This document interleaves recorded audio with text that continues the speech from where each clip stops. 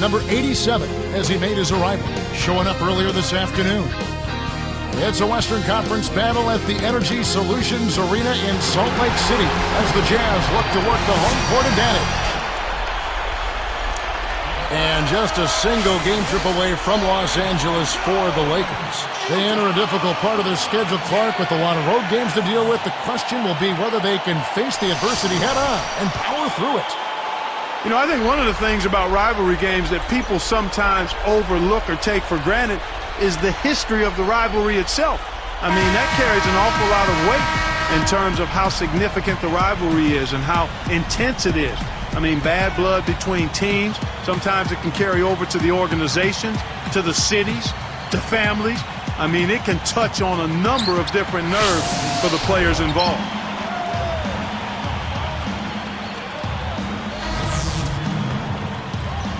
Here's Williams. In the game against New Orleans, very impressive. Moments ago, Doris, you caught up with Phil Jackson. What do you have to say? Well, Kevin, obviously he knows that they're going to face storms that will inevitably come. You've got to weather those against a high-octane offense.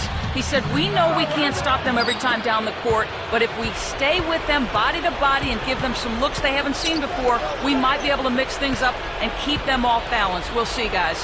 Thanks, Doris, reacting to the offense they're seeing out there. Yeah, you can watch all the film in the world, but adjustments have to be made, and those are made on the fly.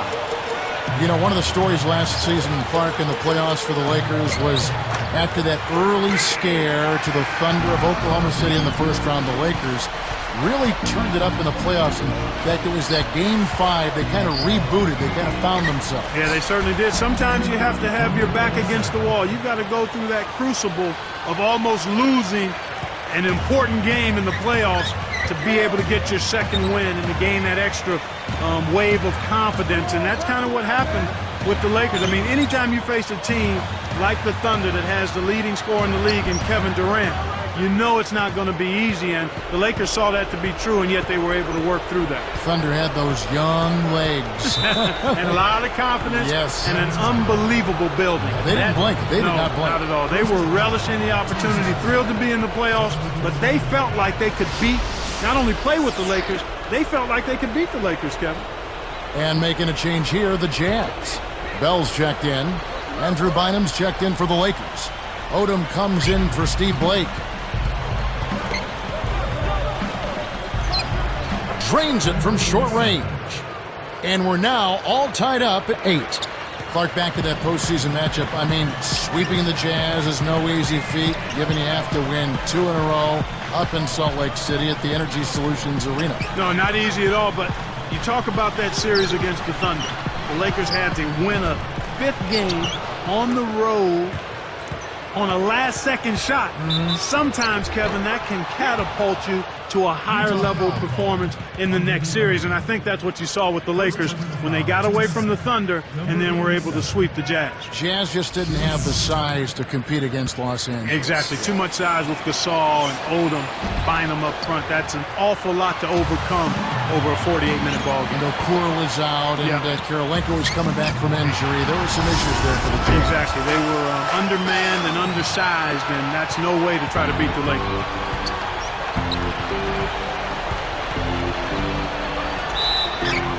And he gets the bucket. Foul is called. 1 free throw for him. Right now, he's just too good, Kevin. Way too good. They need to bring a second defender and try to make him give up the ball. You look back at Utah's draft last June, an underrated story was that they owned New York's first-round draft choice. Yeah, and it ended up being the 9th overall pick. And that's not a bad pick for a team that's in the playoffs. Williams can't get it to go. Lakers leading by 3. With the teardrop kept alive, here's Kobe. Here comes Williams. Right now averaging 21 points a game. Here's Jefferson. The shot is off, and the Lakers go with it the other way. Outplayed in the previous game on their schedule, losing to Chicago. Their field goal percentage was poor. That's the only way I can describe it. It was woeful. And they know they can't come out and expect to get on top by shooting poorly. They got to do a better job with their shot selection and offensive execution.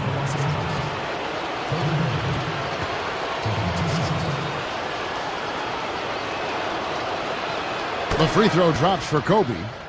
Paul Millsap's checked in for Memo Okur.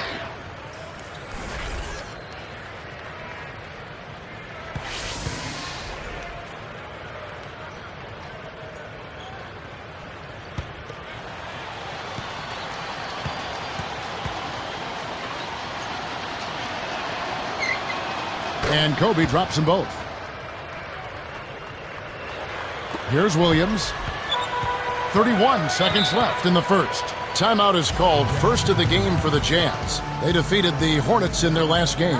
You know, so often you sometimes want to discount early fouls, but anytime you can get fouls drawn early on key players, that can make an enormous difference down the stretch. And they did a good job of that. Here's Williams. Back to Millsap. Now Bell. The jump off. Let's go with the three.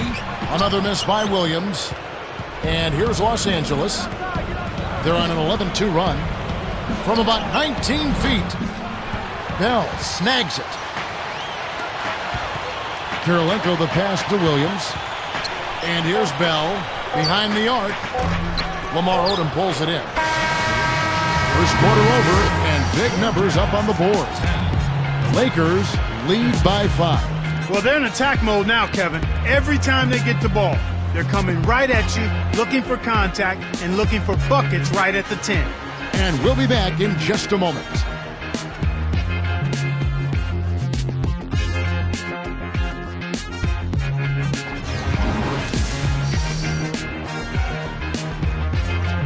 And it's been a tight game as the second quarter. Big group substitution here for the Lakers.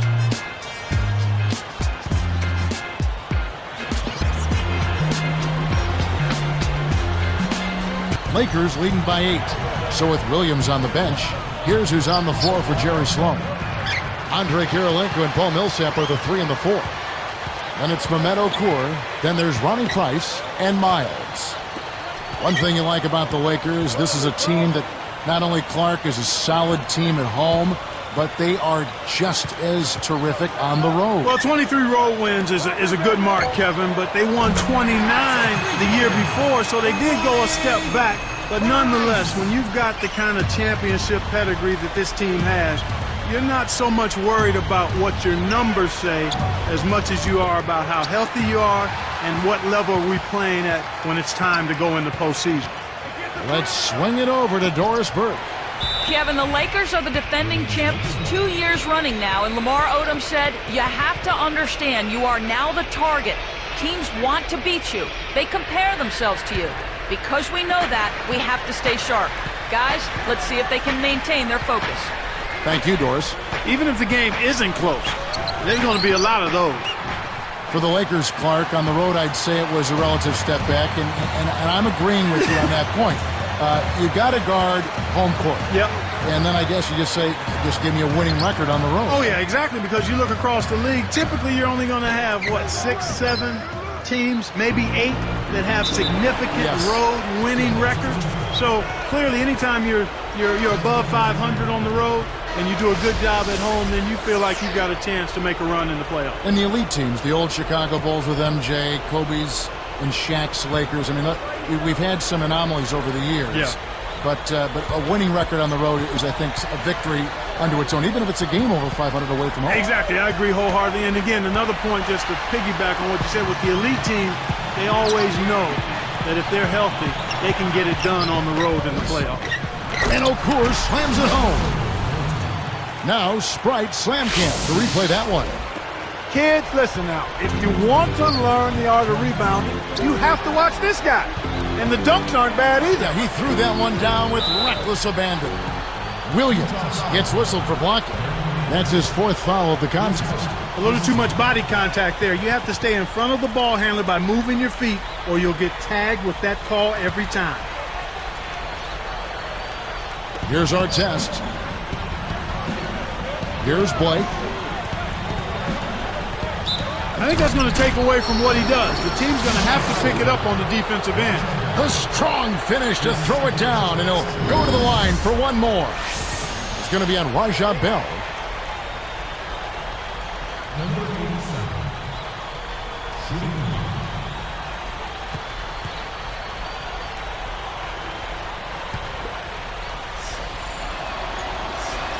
And he makes the free throw. You know, Clark, thinking about the Jazz, here's a franchise that's been a fixture in the playoffs for decades, but they have never been able to win a championship. Yeah, it's unfortunate because they have been a model of consistency. They play hard, they play tough, they're always in the playoffs, but they've not quite been a dominant team. And when you talk about winning a ring, you've got to be a dominant team. Now we're looking at the Louisiana Tech product, Paul Millsap. Clark, a great find for the Jazz. Second round back in the draft of 06. You know, Kevin, typically what happens when a guy rebounds in college is that it transfers to the NBA, and Paul Millsap is a perfect example of that. He led the NCAA in rebounds 3 years in a row. Very few players have ever done that. So you knew he would be a consistent rebounder, but he's added to his offensive game as well, and that's created value for the Utah Jazz in that he was only a second-round pick. Utah calls timeout. And, Clark, this is the first they're seeing of the Lakers this season. Well, they've got to be careful here, facing a team that didn't make the playoffs last year, but that bested them during the season.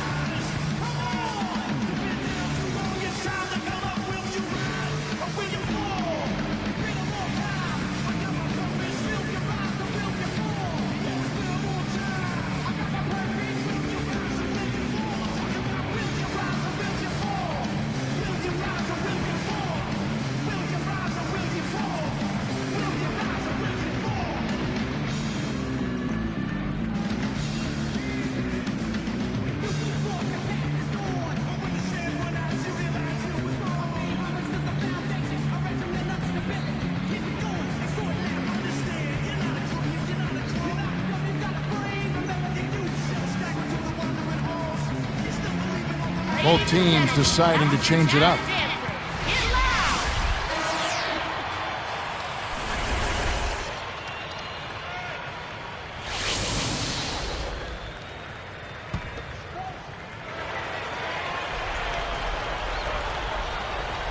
Here's Williams. He's covered by Fisher. Tipped. Williams. They've really done a great job securing the rebounds, Kevin. They got the advantage right now, Clark, +5. Here is Williams. 46 seconds left in the second. Bell with it. Another miss by Utah. Really not enough defensive pressure there to force that miss. He's got to be disappointed. Tosses it up. Can't extend the lead to double digits. He's had some problems finding the range here in this quarter. Evans against Bynum. Takes it up. Jefferson's shot is off. He just hasn't been able to get on track in this game.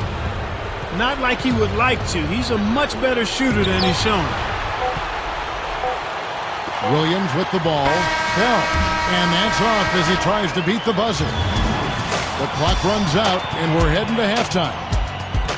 It's the NBA on 2K Sports from Energy Solutions Arena in Salt Lake City.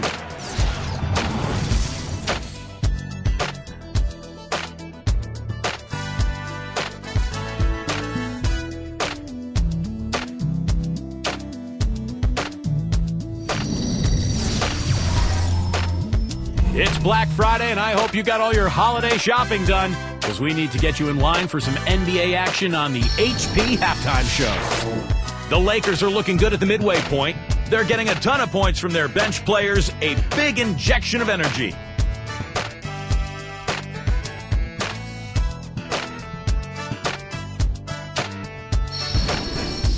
And the Jazz, they're putting up a fight.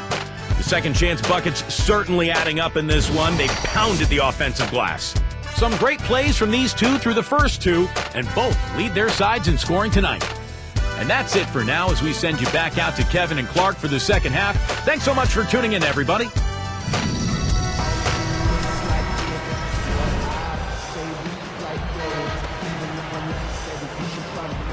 And the Lakers making a change here. Here's Price.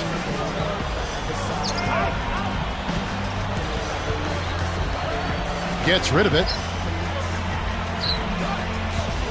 Here's Miles. And a three. The defense made the mistake of playing off him, and he drained it from deep. Here are the Lakers.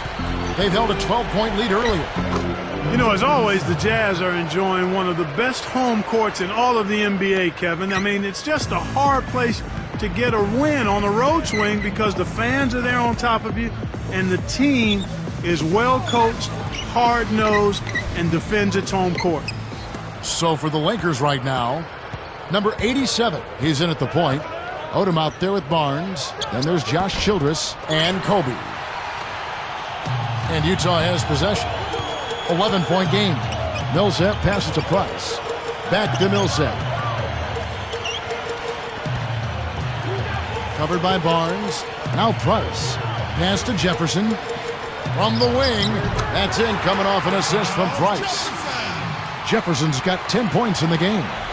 32 wins for him last season here for the Jazz. From all accounts, Clark, it's the noise level that is just incredibly deafening for visitors. Well, those fans love their Utah Jazz. I don't know if it's the acoustics of this place or the wild fans, but it gets hard to think out there on the floor, much less to play winning basketball on the road. Right now, boy, they're playing strong on the glass, +8 in rebound.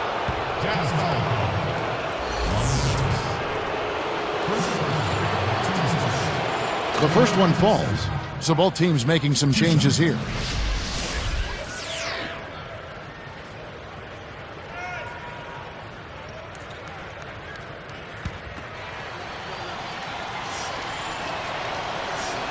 He hits both from the stripe.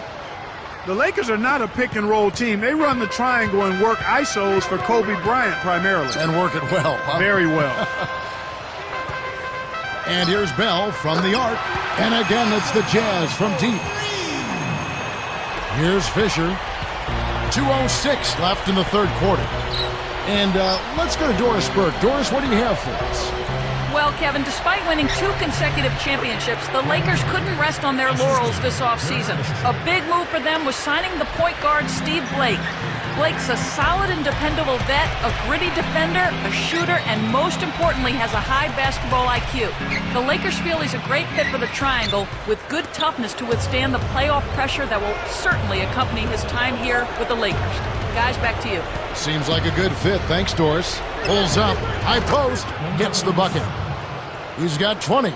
And Clark, talk about the triangle offense. What distinguishes that as an offense? You know, in a lot of ways, people think the triangle is some mysterious offense. It's predicated on ball movement and 2- and 3-man games on each side of the floor. Constant movement, and playing to the strengths of your particular personnel. Here's Fisher.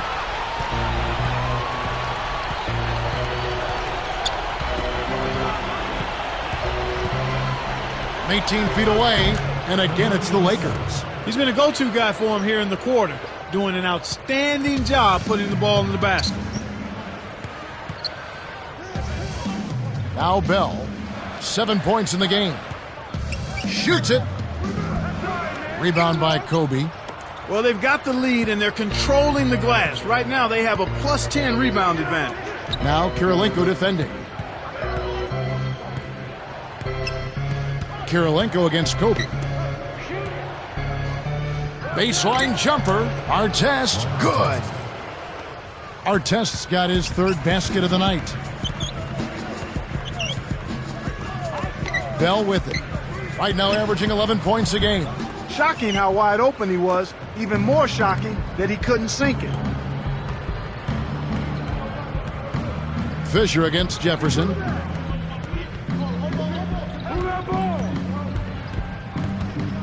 With 4 seconds on the clock, and in there for 2 as he lays it up and in. 24 points for him. He's really doing a nice job leading his team and setting a terrific pace this quarter. He's been absolutely dominant. Buzzer sounds in a double-digit game as we end the third quarter. Back soon here in Utah.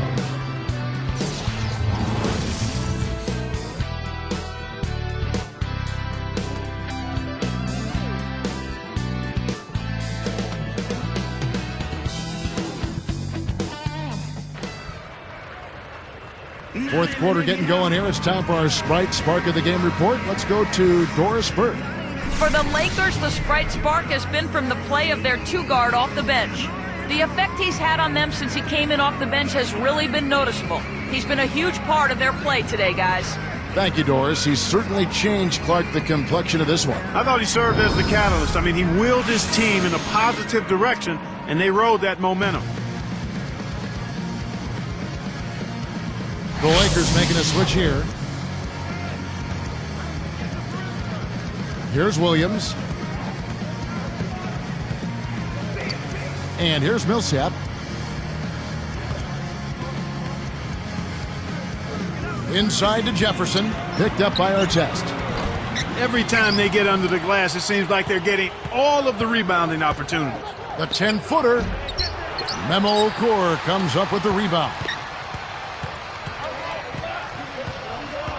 Here is Williams. Now Millsap. And here's Bell. The three. Another miss by Utah. That's really not the kind of performance that his team needs from him here in this quarter. Deron Williams and Raja Bell in the backcourt.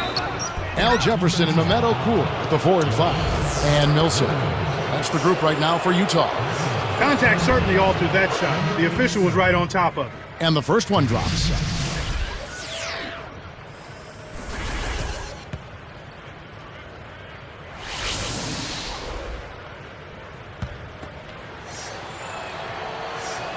And so he makes both from the line. Here's Williams. Right around, 3 minutes left in the game. Backing down is Jefferson. Nails the baby hook. Jefferson. You know, there aren't many players who won't finish that close to the hoop. The Lakers controlling the game. Gets a good look. That's good. 28 points for him. You know, there isn't much that the defense can do to stop them in this half, Kevin. I mean, they're scoring with relative ease. Everything is flowing nicely. The ball movement, the player movement, the passes are right in the shooting pocket. I mean, that's excellent offense. Millsap kicks to Okur. 5 to shoot. Bell from downtown. And that is good. He's starting to feel it. He's in a groove here in the second half. And the Lakers have possession. 16-point lead. Gets the bucket and the foul. Williams. And so he's picked up his final foul. And he will sit for the rest of this game. Gordon Hayward's checked in for Utah. Kobe's checked in for the Lakers.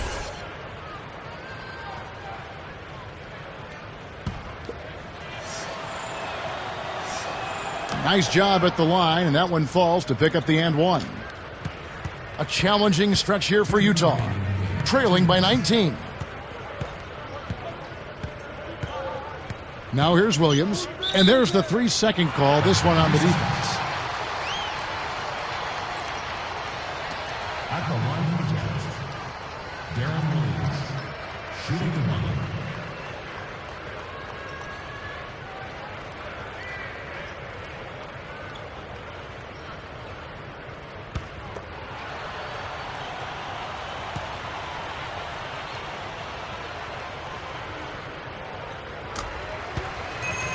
The Lakers making a switch here. Morrison's checked in.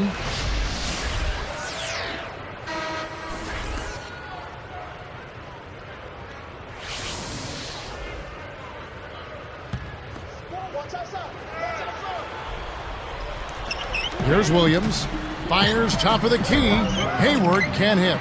You absolutely have to make the defense respect you there, Kevin. He was wide open and couldn't drill it. 13 feet out, and that's good for 2. 33 points for him.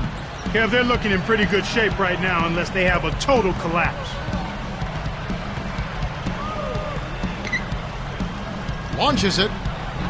The shot will not go. And it's the Lakers taking it the other way.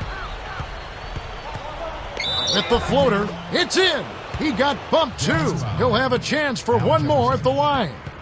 First personal foul, team's third. Number 87. Shooting the one. And no problem at the line here for the three-point play. Well, this team does not waste opportunities at the foul line. They make the opponents pay when they foul them. If they get sent to the line, they're cashing in. Man, these guys are going absolutely crazy from outside. Ever since the second half started, they've been nailing them nonstop. Once he gets it inside, Kevin, he's really a good finisher. That's a good effort defensively to force the miss. And it's no good. Poor shot selection there, to say the least.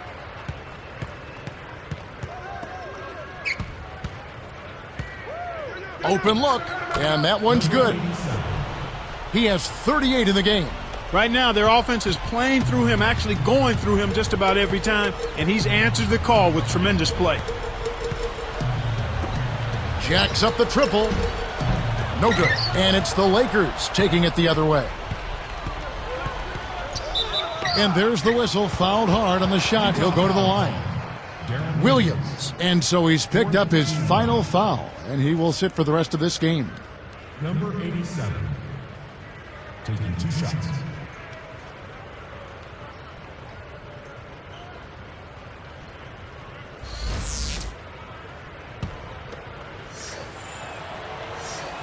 And he makes the first. Kobe's checked in for the Lakers.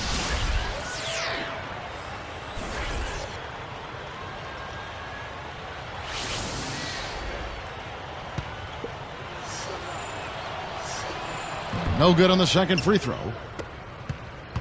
Here's Millsap. Outside Williams. Releases. Gets wide iron and drops with the friendly bounce. Williams has got his 3rd bucket of the night. The Lakers controlling the game. 4 seconds separating the shot and... Oh! Right on the verge of victory now. They don't need much more than to just take care of the basketball. Here's Williams. Kevin, not much they can do right now. Time is not on their side. From deep. We're going the other way. The Lakers making a switch here. Lakers. Josh Childress.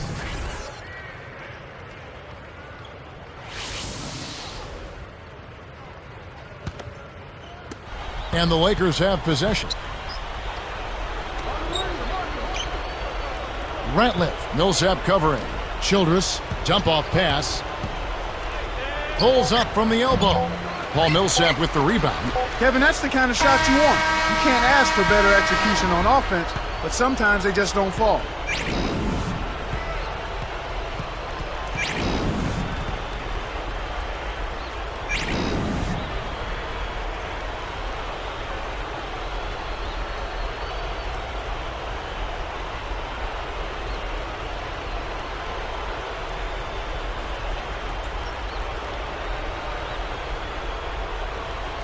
And so it's the Lakers taking care of business here. They put on a show tonight, thoroughly controlling each end of the floor. Hey, what more can you ask? That about does it for Clark Kellogg and Doris Burke and the rest of our great crew. This is Kevin Harlan saying so long and thanks for watching. Now, here is our Jordan Brand Player of the Game.